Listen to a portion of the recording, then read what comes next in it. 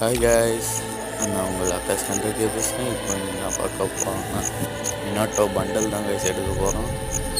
Already சுற்றிட்டேன். Mystery shop 79% வந்துருந்தது. இப்போ bundle எடுக்க போகலாம். மறக்காமல் நம்ம வீடியோவை லைக் அண்ட் சப்ஸ்கிரைப் பண்ணுங்கள் கைஸ். சுற்றிட்டேன், 79% இருந்தது. மினாட்டோ பண்டல் எடுக்கிறதுக்கு 99 டைமண்டு கேட்டுது.